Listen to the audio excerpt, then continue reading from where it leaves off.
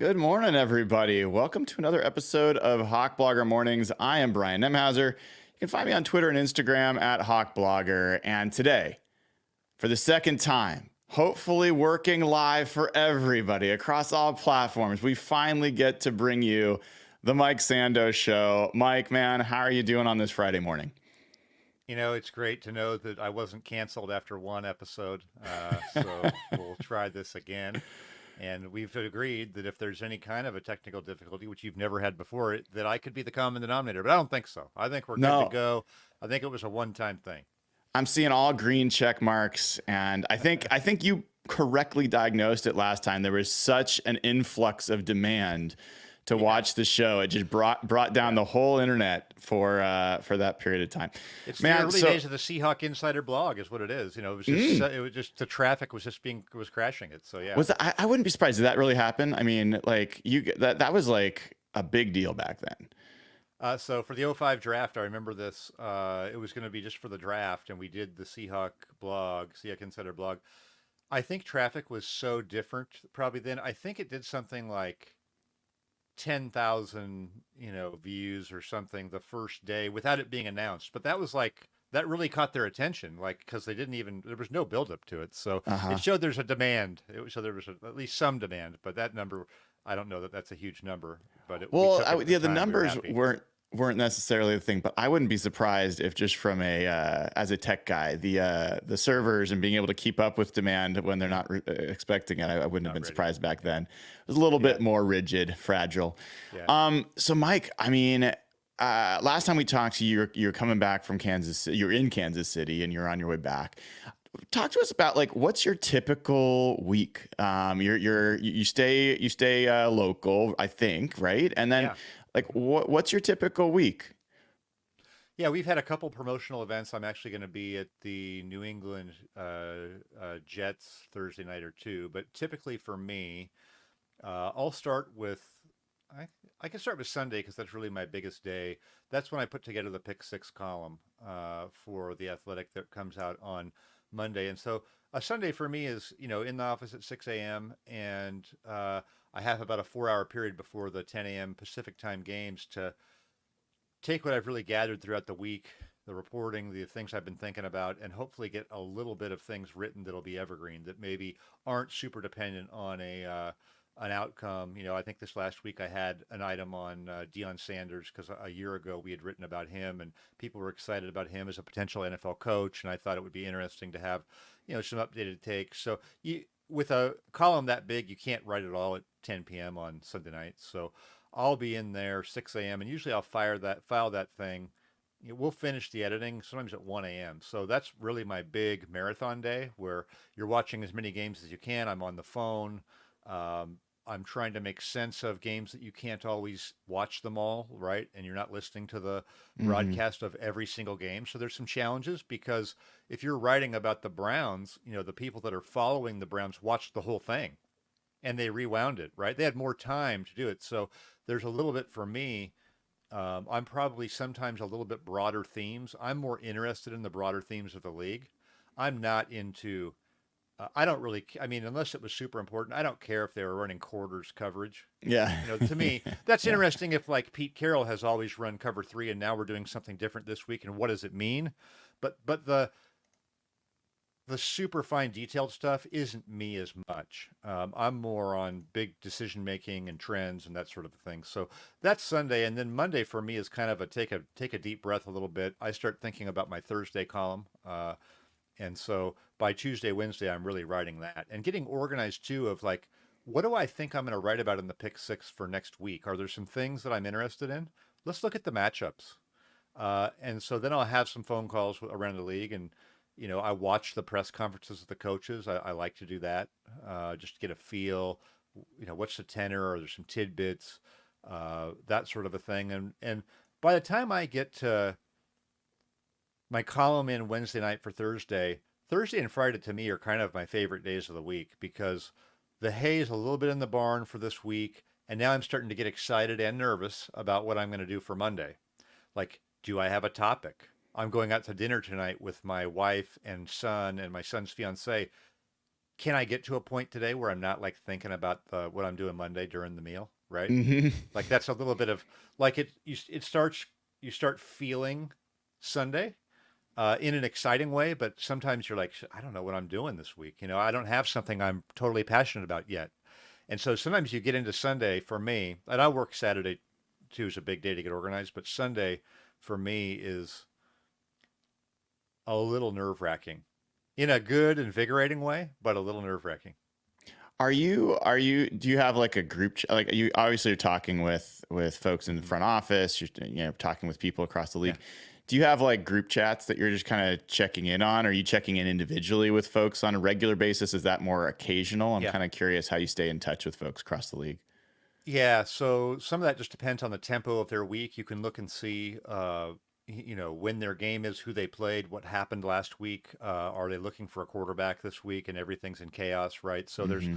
and then there's what is your job in the league? You're not going to call an offensive coordinator at 1 o'clock on Wednesday, right? So there's texting going back and forth in some cases, things that are interesting. I do have a few people that are probably a little bit more regularly in my inner circle that sometimes you're bouncing ideas off of, or, what do you think of this? And then that can help my own thoughts come together, in the week as we get going. But I'm always mindful of people's schedules. I'm probably it's not a great trait in the business, but it's really good for the long term. I don't like to bug people, but like my job is to call people, right? Right. So I pick my spots and just try. And I also, I do a lot of analysis on my own. I really believe in the concept that you give. So when you, what is your currency in this business, right? For me, it's ideas and research and things that I'm working on. I'm not, hey, give me a news tip and then I'll frame it a certain way. Or that's not what I've ever been Yeah. about. Like Yeah. I love to be able to have a relationship with the GM, good relationship. When I go in there, we're talking about interesting stuff, but like it doesn't affect. I'm still going to analyze this team the exact same way and the move Right. they made, and I'm going to try to not get personal about it. But I'm not holding back. I know a lot of these guys, all not all of them, but a lot of them, and I take pride in the ability to really just do the analysis and be able to maintain the relationships. And if somebody's upset with that, then that's okay. We don't have to, you know, that's not maybe a good relationship, right? Yeah. Yeah. Yeah. So it's Well, fun. speaking of craziness and looking for quarterbacks and all that, there was a very news-filled, adventurous Thursday night game, and unfortunately, something pretty bad came out of it with Tua Tagovailoa having another concussion and having to leave the field. And I think Mike McDaniel just was on minutes before we got on, basically saying, "Hey, if you care about this kid, don't talk about whether he should retire or not. Just let him work through it on his own." Mike, I mean, this is obviously a dangerous sport, and concussions are maybe the most severe type of injury that's going on, the brain injuries, and it's affected the sport in so many different ways. What was your take on what you saw in this game last night, specifically what the implications are for the Dolphins? Yeah. You could tell right away you're concerned for his health. So there's two conversations. There's we should just be concerned of his health and nothing else is important. But then there's also hey, what does this mean for the Dolphins? And so there's a balance of when it's appropriate to talk about each, depending on the severity and what's going on. So um, I don't think this is a surprising outcome, right? I mean, Hmm. he has had these issues before. I think he made it through last year, and so people might have thought he's through it. But if you play the game long enough and don't have an innate feel or the ability to avoid those types of hits, and you're a littler person like he is relative to people in the league, I think he gets thrown around easier than some guys. Hmm. Like to me, this was going to happen at some point, and so right. I mean, if it didn't happen this week, Yeah. it was going to happen in week 10 or next year, and then it opens up all kinds of questions that I don't know that we can answer about what he should do. What are the risks? That'll be up to him to decide ultimately. But it feels like it's a pretty big crisis. Yeah. Well, and without going super deep down the concussion topic, one of the many challenges of that particular injury is there's really not something you can do to train to avoid it. People talked about how he tried to put on a little bit more weight, bulk up, and then he got a little lighter. And I mean, your brain's going to move around in your head at the velocity it's going to move around in your head, regardless of almost anything Oh yeah. else. And so, to your point, this feels like a little bit of, once somebody has that type of injury, it's an inevitability that it will probably happen again. And when you're having it, happens to be the person having it happens to be the quarterback, the most important, most valuable position on the field, and you're having to make decisions about whether to invest in this person. People, you talk all about the human side of it, which I very much get, but if you're the Miami Dolphins and you're trying to make, future decisions about your franchise and investing so much money in this position, how do you do that when you've got this kind of question mark, Yeah. kind of hanging over your head? Well, I mean, I wrote a column this week, not knowing this was going to happen to Tua, but just on the idea of paying these kind of mid-tier, not middle of the pack. I think Tua's a little better than that, but super scheme dependent, win with quarterbacks, system guys, as if they're Josh Allen or Patrick Mahomes, and that's what struck me about quarterback tiers this year when that came out, where I surveyed the 50 coaches and executives. The top four players in tier three, which really, we're talking 15, 16, 17, 18th best quarterback in the league, are making 50 million a year. So I don't know why the Dolphins needed to enter into this type of a deal with Tua, or why even Jacksonville had to do it with Trevor Lawrence, right? Or why Arizona had to go to that lengths with Kyler Murray. I feel like there's almost like a self-fulfilling we were right component to some of these contract deals. Hey, we got our guy, but he wasn't leaving. What was Tua or any of these quarterbacks going to do if they said, "Hey, we love you. We think there's a big difference between Patrick Mahomes and some of these other guys at the top. We'd like to bring you in somewhere that's representative of that. Ton of money, but really 42 is where we're at." Right? Wouldn't you Hmm. do that as a team? I mean, you can't have that conversation. Or is it really just Well, the market's the market? That's 53. You got to do it. I don't know why they would do that. I want to talk about your article. Your column was fantastic, and it is, unfortunately, and I guess fortunately, depending on your Yeah. perspective, it's a timed, but it's very appropriate for the conversation that's going to ensue here. And I don't think it's too much to say that this kind of situation is going to force a lot of general managers to really think. There's a number of these situations, not just Tua. I think this one in particular, Yeah. but what's gone on with Daniel Jones, what's gone on with a number of the, even Kirk Cousins. We'll talk Mhm. about that. He looks like he's not the same player and is not fully recovered. I don't know if Aaron Rodgers looks like a guy that really is going to last this season either.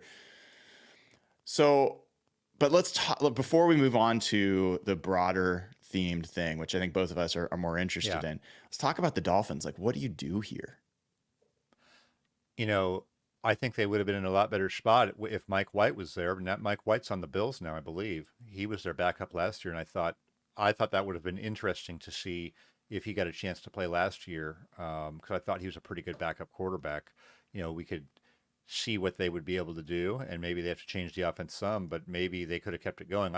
They have Skylar Thompson now, so I'm not sure where it goes. I do believe that Ryan Tannehill has been holding out for the right situation. I mean, people have been critical of Green Bay, when it looked like Jordan Love was going to miss time. Why don't you bring in Tannehill? But I think Tannehill's a big part of that equation in terms of what he wants and the money he would want to get. And so, uh, to me, this Miami situation would be ideal for somebody like that. That's coincidental that he happened to play there, before and start his career there. But that's a really good position to walk into, where you feel really good about the coach scheming the offense.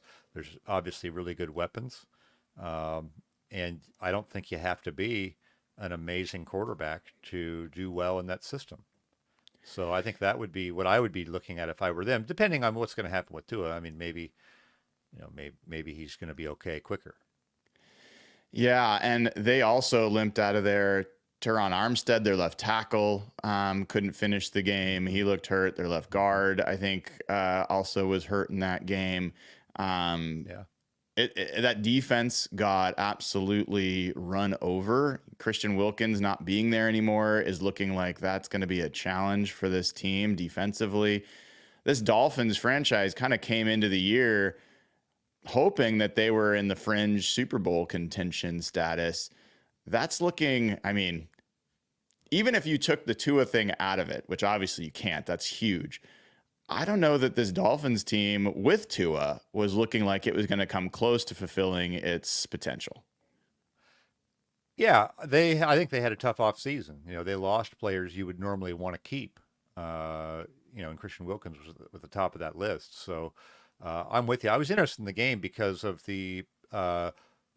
because Anthony Weaver, the D coordinator, along with Denard Wilson in Tennessee and Mike McDonald in Seattle, are all kind of coming out of that Baltimore. They were all with McDonald, so I was kind of interested to see. I felt like Tennessee really had a great defensive game, with their guy, and then Seattle had a good defensive game. Some of that they're playing rookie quarterbacks; you can't take it to the bank, but that was interesting to me. And then, like you said last night, it wasn't nearly as good for Miami. Obviously, they're playing Josh Allen, and maybe their defensive personnel isn't as good. But I agree with you that it was a little bit of a concerning game. And even in the first game, you don't want to overreact. But I mean, Jacksonville's going across the goal line to go way ahead in that game, and they fumbled. The running back fumbled, and then 2 plays later, it's an 80-yard touchdown for Tyreek Hill, and we have a totally different game. So that's what really struck me is that like Buffalo is kind of a relaxed 2-0. Yeah. Just a ho hum, nothing going on, nothing to see here. 2-0, took care of business, and Miami is like a barely 1-0, and now a crisis 1-1. Well, that AFC East in general, kind of a fascinating group right now because Buffalo looks like the class again. The Jets came in with a lot of expectations. I'll tell you, I was really unimpressed, not just because the 49ers rolled them, but that Jets defense is supposed to be the best or one of the best in the NFL. I didn't think they did anything well. They didn't defend the pass well. They didn't defend the run well. And the things about their run defense that were concerning, they just aren't that big. They are a fast defense. They're aggressive, but San Francisco just ran over them and they had no answer for that. And then Aaron Rodgers, he always likes to be a guy that escapes the pocket. He does not have that anymore. And I didn't think they looked very good on any aspect of the way that they want to play football. So yeah, now you got Miami, and then New England is they had a good week, and we'll talk about them in a second. But this division may just have opened up quite a bit for the Bills. Yeah, I felt like really like where the Bills were at in the division. I think the question of the Bills is where do they rank in the end compared to a Kansas City as far as like getting over the hump, and you can see I think a gap there. But as far as in their division, I mean, Josh Allen makes them different than the other teams with his ability to really do it all. I thought yesterday was like the most impressive 139-yard passing game. I mean, I thought he made great throws. Yeah. I thought he was a huge difference maker in the game, and you can't find it on the stat sheet. It's like he didn't do anything, but he was really impressive. Whereas, so what you said about the Jets, again, one game on the road, first Rodgers game in a while. Are they built to maybe be more ahead, right? With some of those faster guys try to get after the quarterback. And this was just the absolute worst case scenario of turnover. The running back fumbled. They miss a couple third downs. One of them might have been dropped. And now all of a sudden you're giving possessions to the 49ers. You're behind, takes you out of your game and makes you look as bad as you possibly can. I actually thought Rodgers looked good throwing the ball. You're right about the running around and that sort of a thing. But I thought, like my takeaway even in the first half was this has to be a relief for the Jets that like to me it looks like Rodgers can play quarterback. Now you may be right, the grind of the whole year and they play a ton of games on turf. I'm not taking that for granted that he's going to be able to hold up, but I thought he threw the ball well. and I think he has a tremendous command of things. Now, ultimately, I thought it was interesting after the game. Robert Saleh said, "We'll get some things fixed." Okay, what are we trying to fix in week one? That was interesting to me. Like, was scheme, tactics, and then if Rodgers is back and good enough to run the offense, then there's going to be a lot more attention on Nathaniel Hackett Mm-hmm. and and what would possibly be limiting the offense if Rodgers, let's just even say he's tier two, right? He's a good quarterback, but he's not what he was before. Mm-hmm. I think those sorts of questions will come into play for them, and no one's been talking about that at all. It's all been about Rodgers.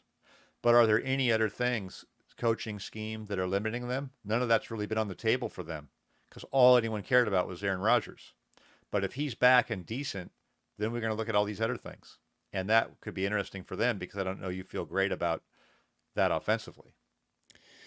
Yeah, I think that one of my concerns, we won't spend more time on the Jets, is, they get rid of Bryce Huff. They bring in Hassan Reddick. That's not going well. Rumors are starting to swirl a little bit more that they might not even be able to finish getting him in the door and might have to trade him for, discount on the dollar. And then they also had to trade. They traded their other defensive lineman to the Broncos for salary cap purposes.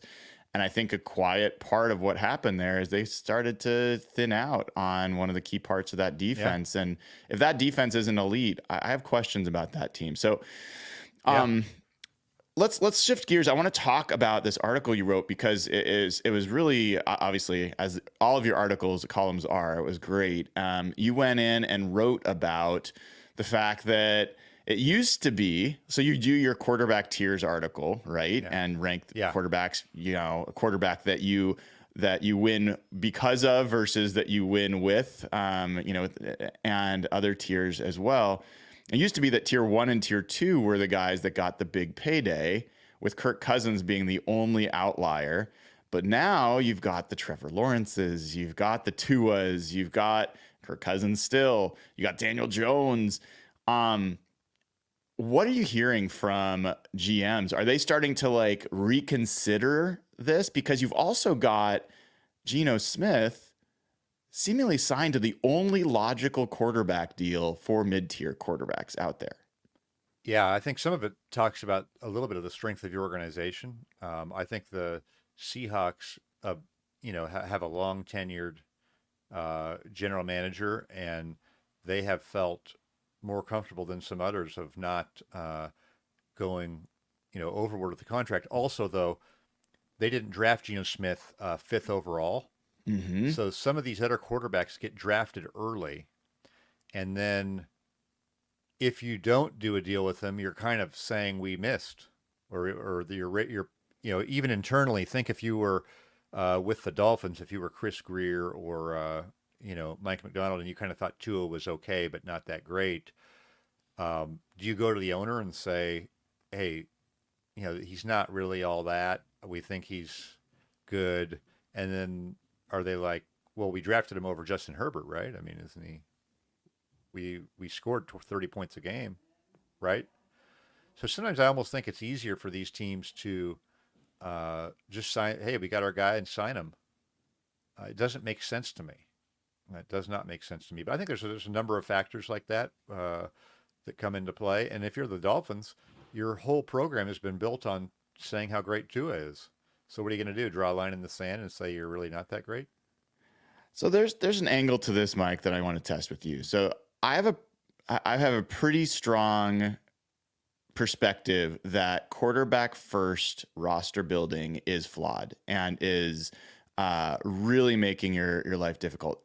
I'll give you the most recent example. Yeah. I really, really disagreed with the Patriots using their first pick on Drake May and not trading down for what would have been a absolute bounty from the Giants. We clearly know the Giants, at least, and other teams were bidding for that. They're in a situation now where if Drake May is not a Patrick Mahomes, Josh Allen, absolute difference maker, they've got massive holes throughout that roster. The clock's already ticking on his rookie deal.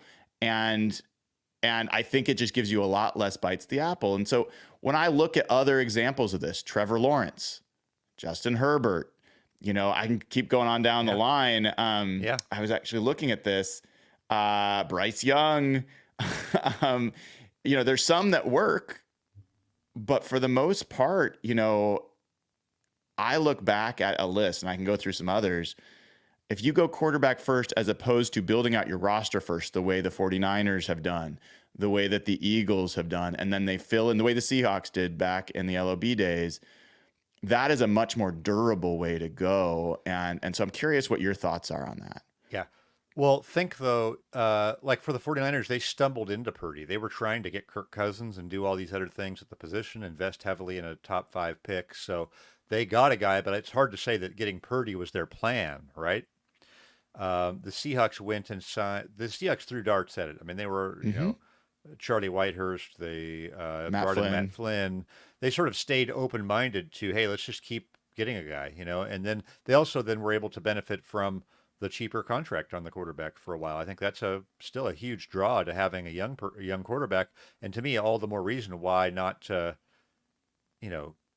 speed up the time that you're going to have him making a ton of money, right? Why would that's the part? And I know when you do a long-term deal, you can make the first couple of years of the cap, not so bad, but still, to me, I want extra time to evaluate when you're not sure how great the quarterback is, or he's not great.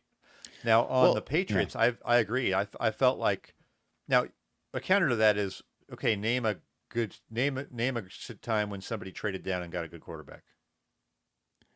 It's probably hard to do. Usually you go up for somebody you're convicted on.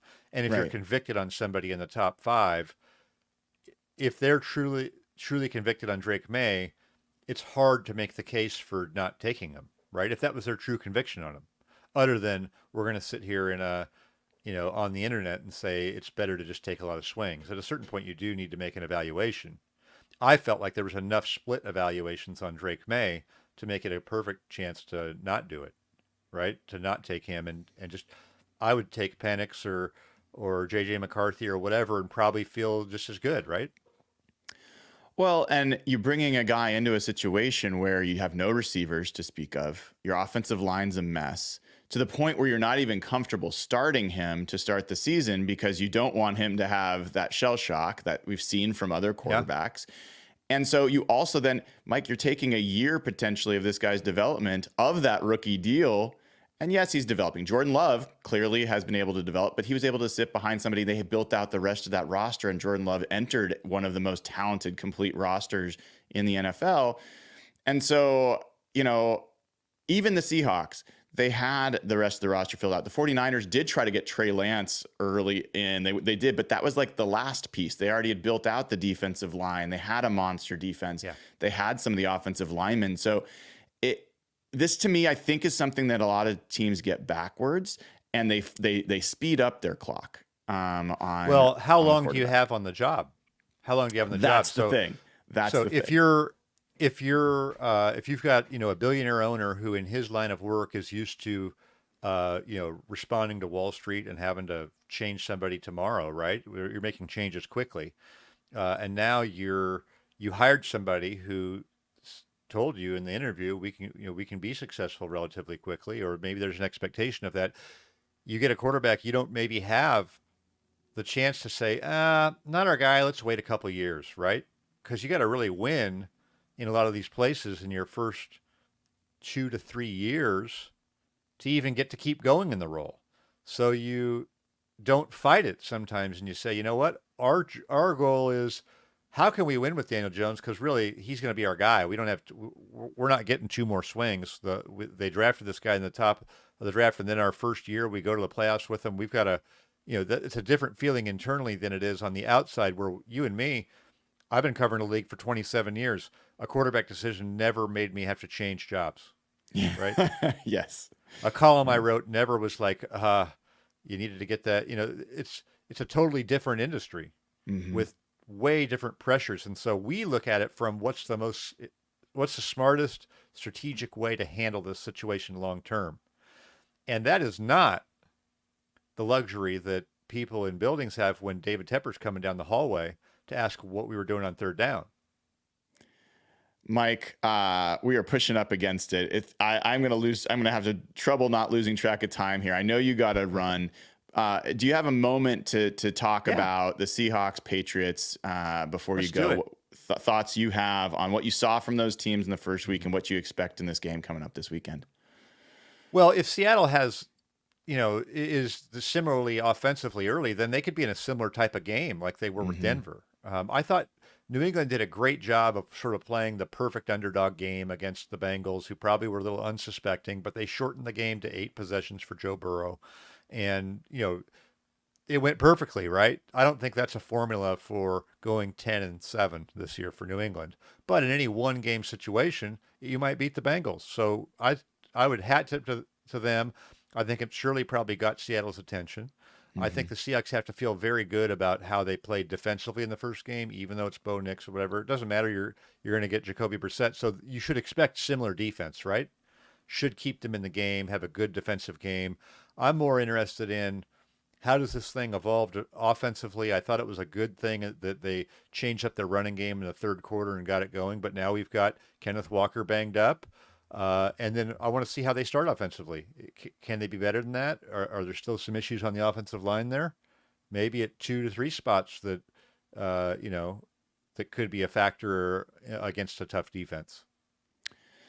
Yeah, it's going to be fascinating. And I think it's a game where the Seahawks are going to be tested to stop the run, similarly the way that they knew they were going to have to do that against the Broncos. Broncos have a better run blocking offensive line, better offensive line in general, and the Seahawks did quite well. But Ramondre Yeah. Stevenson is a different type of back, breaks a lot of tackles and makes a lot of his own yards. So the Seahawks, if they can stop the run, it's a different game. But on their side of the ledger, they're going to have to be able to move the ball themselves. That's so 2008. Hey, we just got to stop the run this week. But I think it's true. I'm with you. I think they got to stop the run this week first. It's just the way this matchup is. All right, Mike, I want to let you go. This is so much fun, and we're gonna be doing this each and every Friday. Mike Sando, and you can find Mike's work at The Athletic. I've got the link to his latest column that we talked about today in the description of the video, so make sure you check that out. It's an awesome article. Pretty much everything Mike puts out is must-read stuff. So, Mike, thank you so much for joining us this week.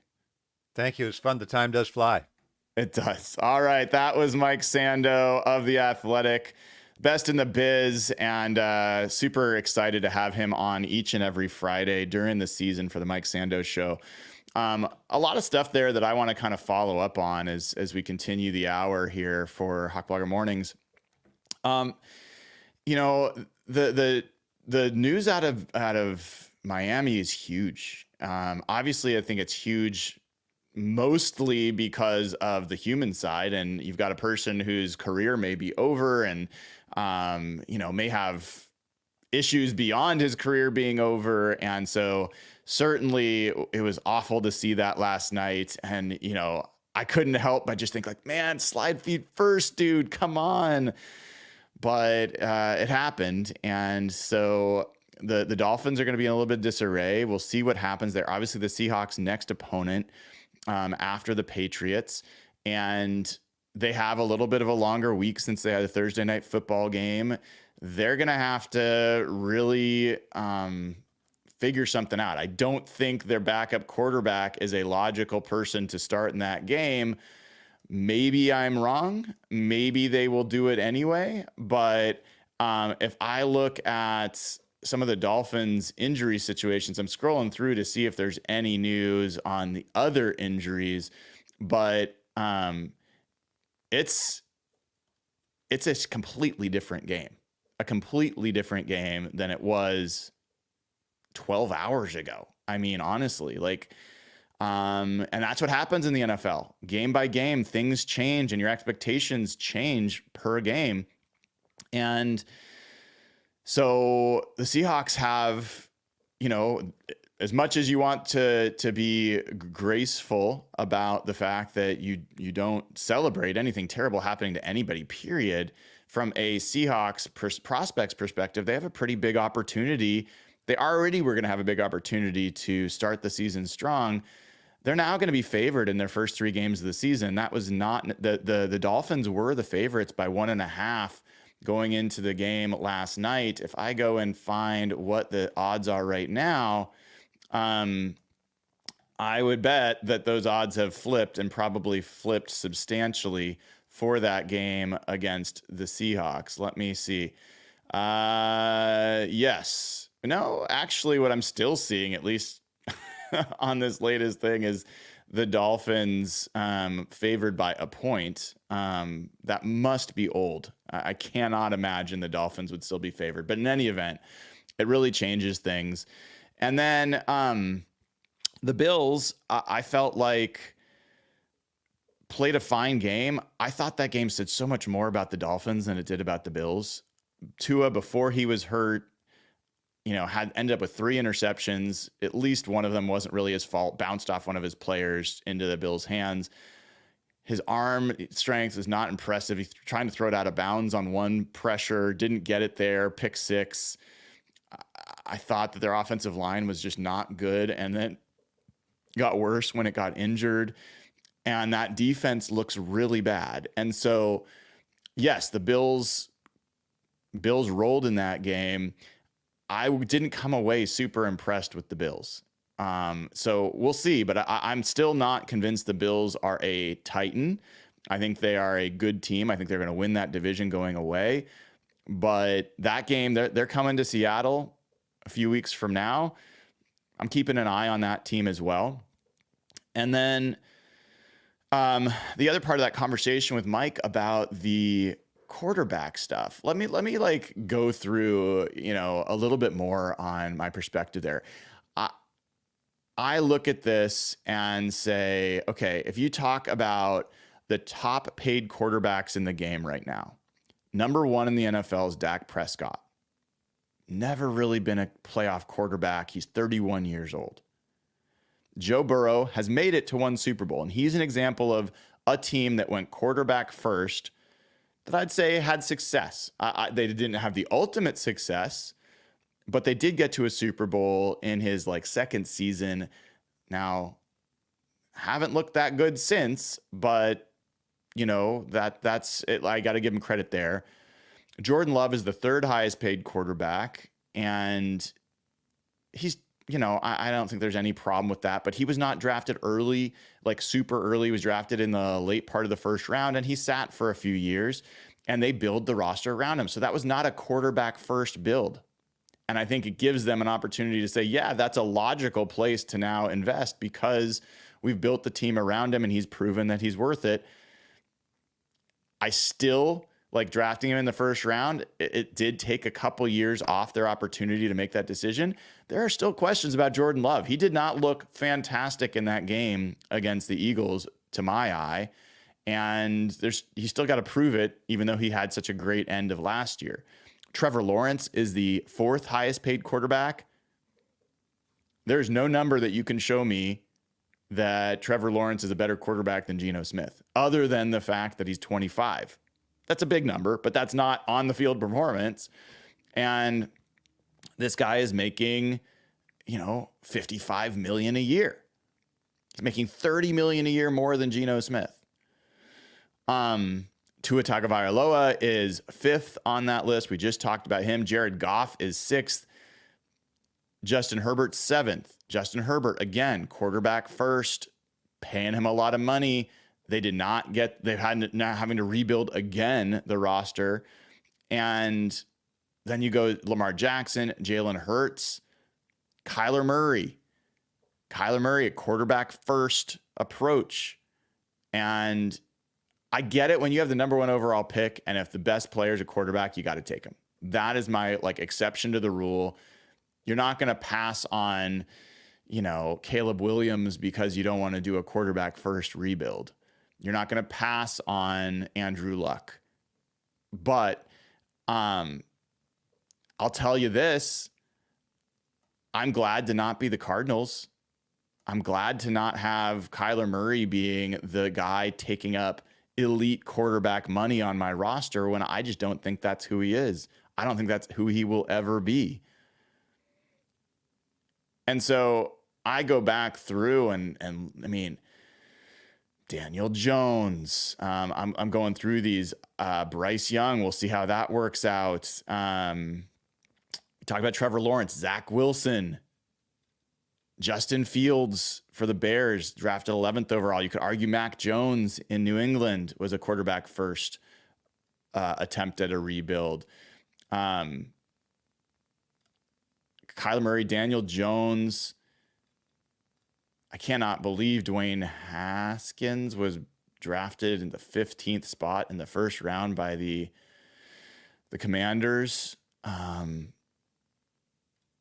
Darnold. Like, a lot of these teams draft quarterbacks early and try to do a quarterback first rebuild, and I just don't think that's the way to do it. So that's another piece that stuck out for me in talking with Mike. And then as we turn our attention to the game this weekend on this Blue Friday, let me first take a moment to remind you, if you haven't already, head over to ftnfantasy.com. Speaking of Blue Fridays, use promo code Hawks, get 15% off your fantasy football plus or greater subscription. That gets you access to Stats Hub. It gets you access to the Discord channel where you can ask people about your fantasy football, your betting ideas. It gets you access to the betting model, which was like 7-2 last week. It gets you access to DVOA data. And you guys are seeing me push out data every day. Almost all of it's coming from Stats Hub. I'm asking questions of the coaches. I talked to Ad and Dirty yesterday about the fact that the Patriots had an extra man, an extra lineman eligible on the field more than any other team in the NFL in week 1. And what do you do in that situation? I wouldn't have known that without my subscription that I have and will have if I ever end this partnership or we ever end it. And I had it before because FTN Fantasy is well worth it. So ftnfantasy.com, promo code Hawks. And then we've got a wonderful Blue Friday gift. Zach Jennings has gifted 5 Hawk Blogger memberships. I absolutely love it. Thank you, Zach, for being so generous and bringing more people into the party. So thank you for doing that. So I had a few questions for folks yesterday and this week that I don't know if I've had a chance to really recap with you guys. I had some stuff come up last night, wasn't able to do my afternoon recap. So let me talk about that. I talked to Ad and Dirty about that question that we mentioned where, you know, hey, they're putting extra guys on the field. How do you handle that? And for him, he's like, you know, it's not that big of a deal. Everyone's got their personnel packages and you just have to know how you're going to play those. I don't think we got a lot of insight there, but it was interesting to see how nonchalant, like it's not a big deal from his perspective, one way or another, whether that's how they're choosing to play or not. Also had the chance to talk to Ryan Grubb, and I'm actually going to go back and look at my questions because I forgot some of them. So a big one I wanted to ask Ryan Grubb was, what are the pros and cons of rotating in offensive linemen? And to give you guys a little bit, you probably can tell what I'm trying to do there. If I asked him straight out, are you going to rotate in Christian Haynes on the offensive line?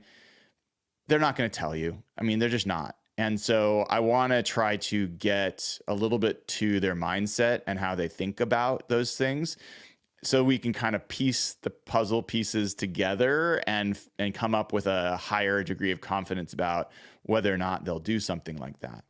And Ryan Grubb said that the pros of it are that, you know, you could keep guys fresh, and that's a benefit. The cons are that there's, you know, continuity, that getting to know the defensive linemen that you're facing and understanding how they're approaching things, you don't have that, and that the guy next to you can be a little annoyed if you don't have the same information, because communication is so important at that position.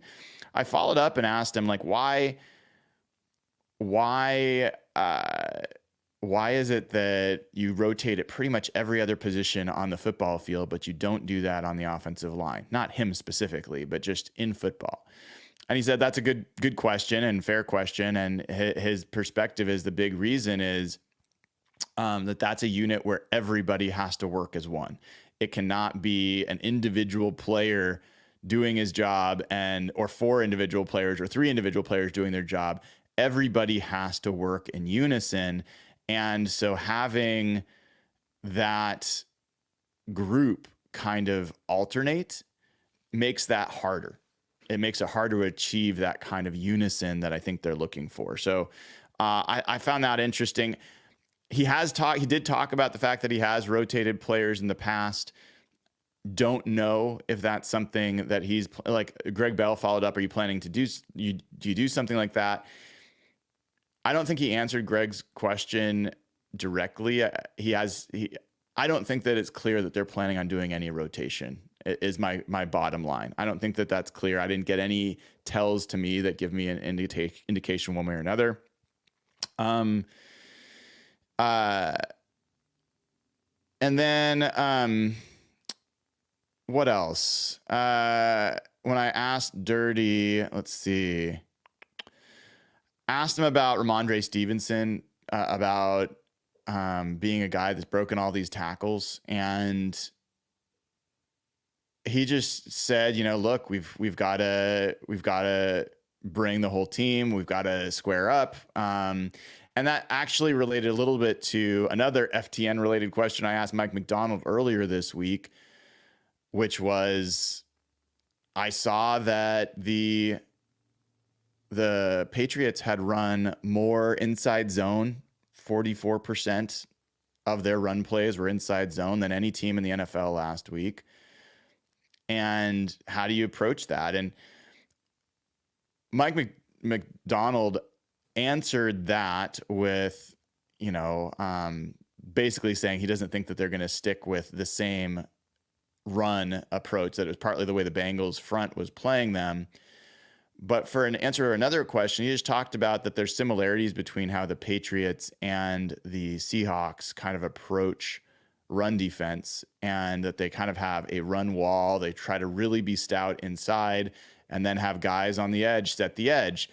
And so what you did get from Adam Dirty yesterday is there was a grin on his face talking about Jonathan Hankins fit for this game. He's like, Jonathan Hankins is a guy that is your first down guy. He is a run defense guy. He knows how to play off these blocks. He's a great teacher to the other players about how to approach that, how to play the blocks. And I think the question was, is this kind of a Jonathan Hankins game? And he smiled. I mean, the indication was yes. Like, this is going to be a big game for Jonathan Hankins. And I think we're going to see what he has to offer, because I have a really hard time seeing the Patriots scoring many points if they aren't able to run the ball effectively. And keep in mind, running the ball effectively is not 20, 30 yards. A carry. It could be 2nd and 6 instead of 2nd and 8. I mean, we're talking about the difference of a couple of steps. That's how much, like, the Seahawks run defense has to be locked down to where you're talking about the Patriots looking at least 3rd and medium, 4 to 6, as opposed to 3rd and short, 3 or less. Huge difference. In fact, let's take a look, folks, together. I've not done this yet. I am curious. How did the Patriots do on different 3rd down situations? I will tell you, and you can look along with me as I do this, or watch along as I do this. So if we look up at last week and we look at yards to go. Let's say it is 4 to 6 yards. And let's say it is 3rd down. Okay. Let's see how the Patriots did on those situations last week. And then we'll compare that to how they did in 3rd and short. So, let's see. So there were a few teams in the league that did very well in that situation. This is 3rd and medium, by the way, 4 to 6 yards. Detroit, 75% conversion on 4 of those plays. The Jets actually were 3 for 4. Denver was 2 for 3, by the way, against the Seahawks in 3rd and mid. Buffalo was, well, they played 2 games now. They are 61% conversion rate on 3rd and medium. But you scroll down, it was actually the Patriots were 33%. So they were 2 for 6 on 3rd and medium. Let's see how they did on 3rd and short. Okay, so that was 33% on 3rd and medium. How did they do on 3rd and short? Well, the Patriots converted 75% of their 3rd and shorts. So this is a team that's well equipped on 3rd and short to get the ball, to get the first down. And by the way, just if you're curious, the Seahawks were 2 for 3 on 3rd and short, which is a big deal. I know it's only 3, small sample size, but the Seahawks were one of the worst 3rd and short teams in football last year. They were abysmal on 3rd and shorts. I think Shane Waldron was a huge part of that. And so good to, even if it's 3 chances, I will take 2 for 3 to start for sure. But New England, I'm telling you, it is a huge difference if we're talking about 3rd and 5 versus 3rd and 3 in this game. If the Seahawks are able to hold them that way, then I just don't think that the Patriots are going to be able to pass like consistently against this secondary. They don't have the weapons. I think Jacoby Brissett's a fine quarterback. I think he is a tier below Geno Smith, but he is a viable starting quarterback. He's smart. He'll make good check downs. He'll take what's there. He'll use his legs. Mike Macdonald, I was glad to hear Mike Macdonald acknowledge that he's a sneaky mobile quarterback. So they're not going to be surprised by Jacoby Brissett being good in that situation. I got a question from our member Hawks fan, Matt, man. How were the Bears in 3rd and short? That is such a fabulous question, Matt. I wish I would have thought of that, but I'm glad I have you to help me think of these things. Anyone want to take a guess? The Bears had 4 3rd and shorts in their first week under Shane Waldron. 4 3rd and 3 yards or less. How did they do? How many out of 4 did they convert? I want to hear your guesses. I also want to hear your guesses. How many of those 4 3rd and short plays were passes versus runs? Okay. How many did they convert? How many were first downs? And how many were pass plays? All right. Get your guesses in. While we do that, I'll remind you all that I'm getting all this amazing data from ftnfantasy.com. Promo code HAWKS gets you all the data you could ever want to know your team, know the league inside and out, get your best of fantasy football, betting, everything else. Promo code HAWKS gets you 15% off, less than $8 a month. I'm a subscriber. I really think you should be as well. Make sure you get Fantasy Football Plus package and greater. I don't play fantasy football. I don't bet. I still have my subscription because I love all the data. And by the way, FTN data is taking off. It's showing up all sorts of places. So I don't know how long it'll be as cheap as it is. I would get in while you can now. Certainly appreciate the deal that they're providing for all of us as Seahawks fans. Promo code HAWKS. All right, here are the guesses I'm seeing. I'm seeing 0 and 4, meaning they converted 0 and all 4 were passes. I'm seeing 0, all 4. Dassam is guessing that they get 1 out of 4, all passes. All right. A lot of good guesses in here. A lot of people that have same Shane Waldron disdain that I do. The Bears were 0 for 4. 0 for 4 on 3rd and short in this first week. And of those 4 plays, 3 of them were passes. Tell me that Shane Waldron is not a problem. I don't know. I think he's a problem. So Yeah, this game this weekend, I'm really eager to see. This is a pivotal game. I mean, let's take a look at the schedule once again. I'll actually pull it up for us all to look at together. Okay. Let me pull it up. Let's see how it looks on. Sure. Let's do it on Seahawks.com. Why not? So, Seahawks schedule. All right. Here we go. We'll make me a little small and we'll look through this. All right. So, we got the Broncos win. You get this win against the Patriots. Then you're talking about a game you'll be favored at with the Dolphins. And people say, don't look ahead. Don't look ahead. It's bad luck. First of all, like, we can look ahead because we're not the players. Our looking ahead has no effect on whether the players are looking ahead. And I don't think any of the players are looking ahead. And then you travel to the Lions. So all of a sudden, I think there's a reasonable guess that the Seahawks could start 3-0. And that Lions game then becomes the big proving point. It'll be a Monday Night Football game. Let's dream for a second. Let's just say if the Seahawks win that game, which, by the way, they've won in Detroit the last 2 years.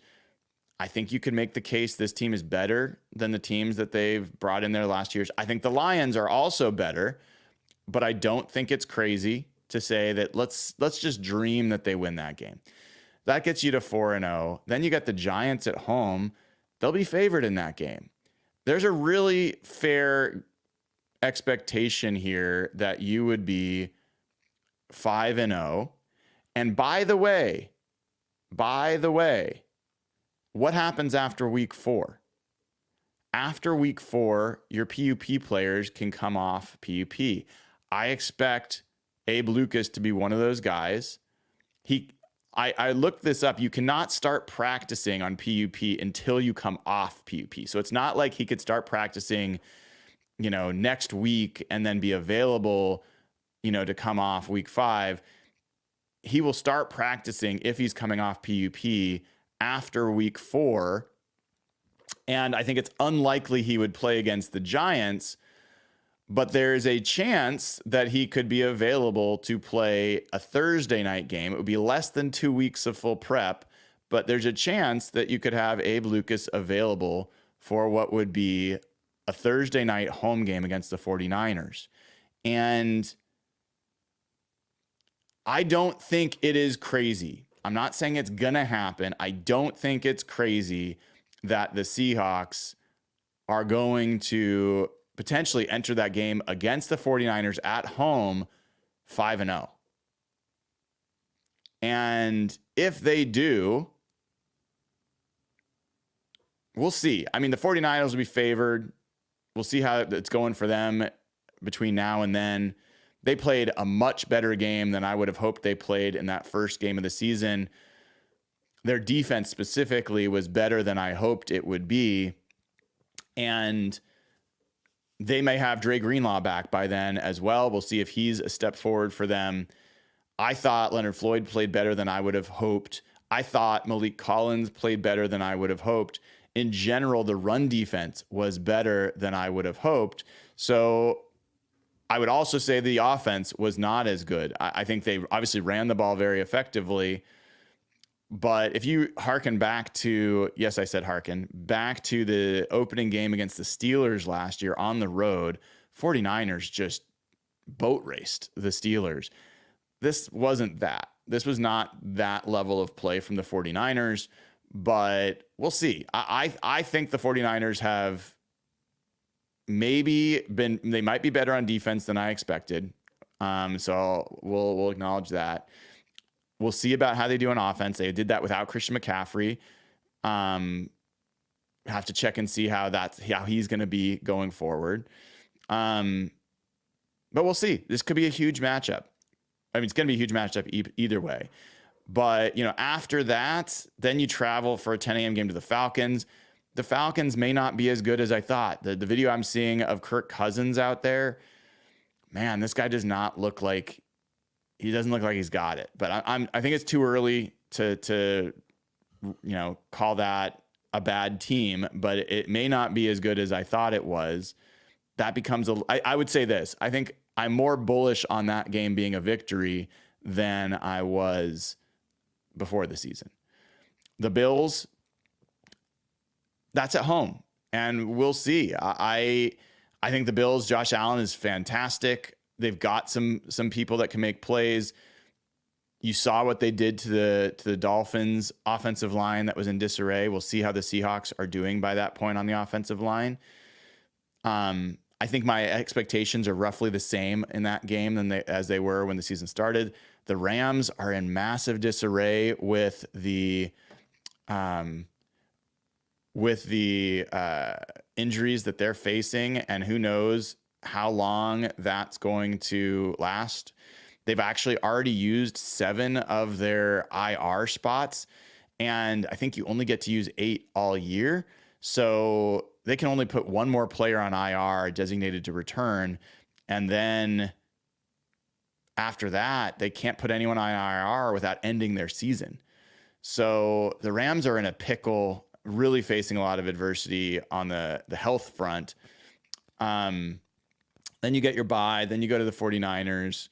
Cardinals, I would say I feel as good about maybe a little bit better about our chances against this team than I did before the season. The Jets, I feel a lot better about our chances in that game than I did before the season. We'll see. I know a lot of people disagree with me. I think Rodgers is cooked. His body does not look like it's ready to last a season. We'll see. And then you get the Cardinals again. The Packers, roughly the same. I feel roughly the same about them as I did to start the year. The Vikings, they're going to be frisky. It's going to be a home game. Let's see how they play against the 49ers this week. The Bears, I feel better about our chances in that game than I did. But we'll see that they might have gained some momentum by then. And then you got the Rams. In general, folks, I don't know about you, but I'm feeling better about this Seahawks schedule than I did to start the year. I don't think it's as hard to get to 12 wins looking at this schedule as I thought it was to start the year. And a lot of it is going to depend on what happens this weekend. This is a game they got to get. This is a game against a team that is not as talented as they are, not as far along in their roster construction as the Seahawks are. And this is a game that they really, you're not going to get a lot of road games against inferior opponents. You got to get these. So it's also just a chance to build momentum. And I think that not everyone believes in momentum, but I think confidence breeds more confidence. And I think confidence breeds better play. And so stacking 2 wins, if they can have another really good defensive performance, great. If the offense can just survive, I don't need the offense to prove anything this weekend. I don't need the offense to look lights out this weekend. I don't need them to even be as good as they were in the second half of the first game. What we need for the offense is to not shoot themselves in the foot, not make the game that much harder on the defense by giving the ball away. And if you do that, I just feel like the Seahawks have a very good chance in this one. It's going to be tight. It's going to be a tough game. There's obviously possibilities where this turns into a more comfortable victory that involves turning the ball over from the Patriots, taking the ball away. Patriots are pretty careful with the ball. I would not assume you're going to get a turnover from this team. It can happen. Curiously, let's look at Jacoby Brissett's career interception rate.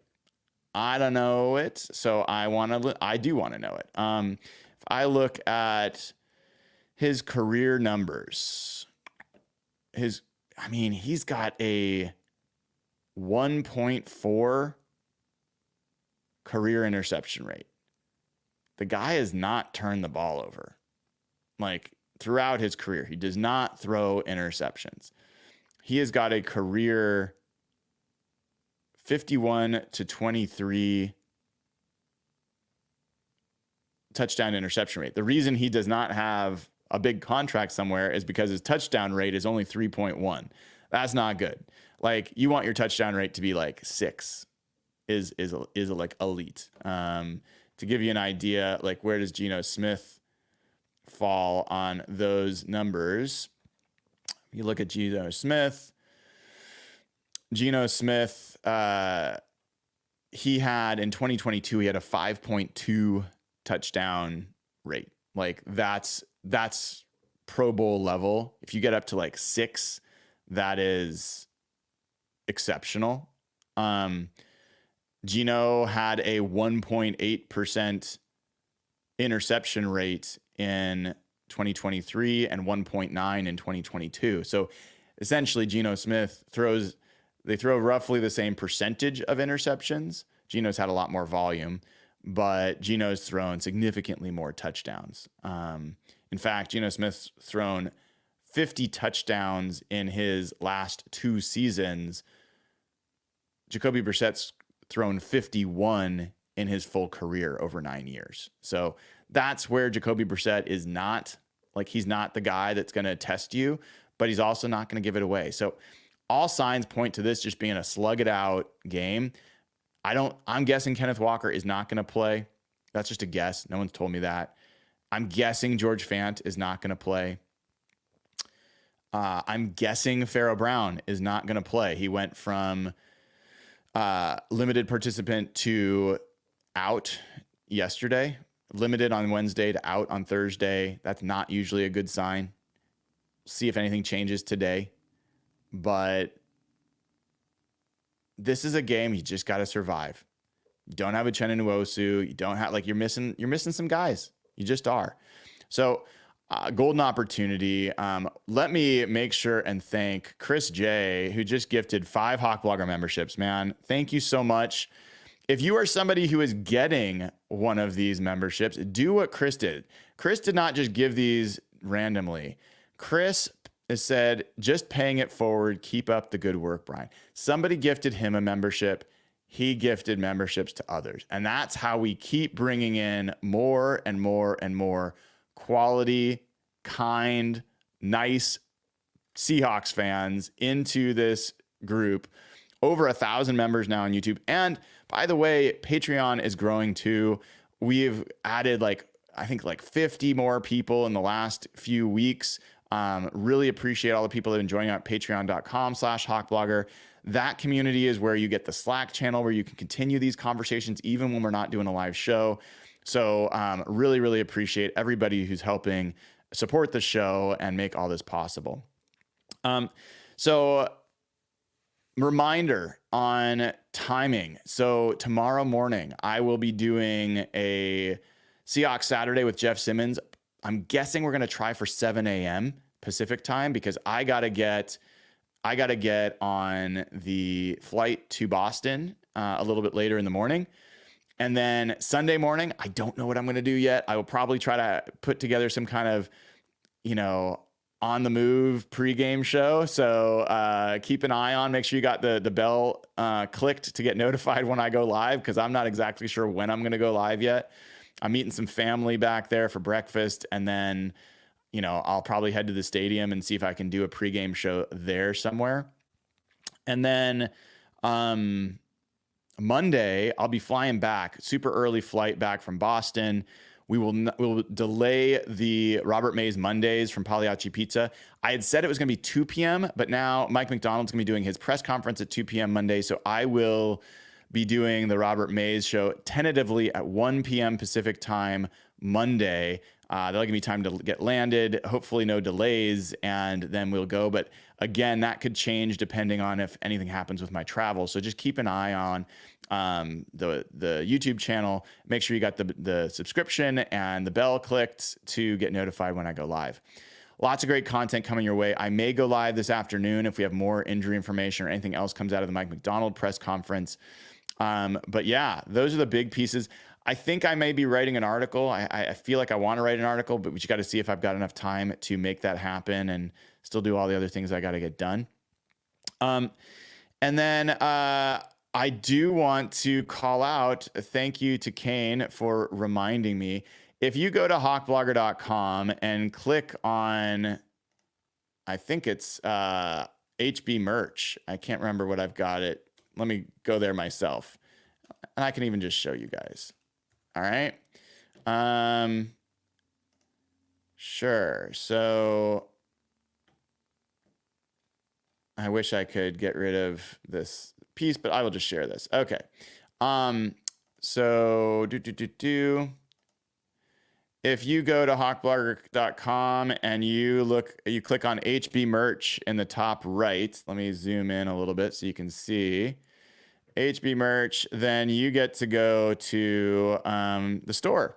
And we've got Real Hawk. I've got different, they make it kind of do it this way. I don't know why. Got different logos that you can play with to put on some merchandise. Real Hawk Talk's the classic. I kind of like this solo one the best. And I want to give Ryan a ton of credit, who has designed all this for us. But there's hats, there's hoodies, and you can change the colors. So this is I don't think that color makes any sense. But you can change these colors. I think that's a nice one. Dark doesn't look that bad. So yeah, some good options. I'll have this, I think the denim colored one. I don't have it with this logo, but I might get it. I think it looks pretty nice. And then there's t-shirts. There's all sorts of merch here. If you guys want it anywhere, people have asked for it. So that's why I'm sharing it. I think these mugs are pretty sweet. Actually, I'll show you the mug that I would get if I was a coffee drinker, which I am not. But if you go with this logo, I think this logo looks pretty good on some of the hard merchandise. Like the clock looks pretty cool. I think this mug is pretty sweet. So that's one I'd take a look at. I thought this duffel bag was pretty sweet, actually, with this logo on the side.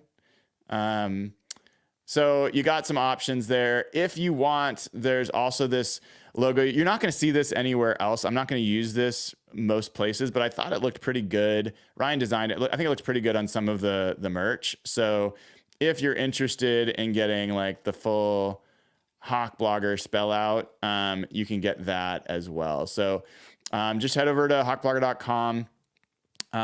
You will find it by clicking on HB merch up there in the top. And enjoy. Just saw that Kane ordered and glad that you found something. So take a look. If there's anything you're interested in, feel free.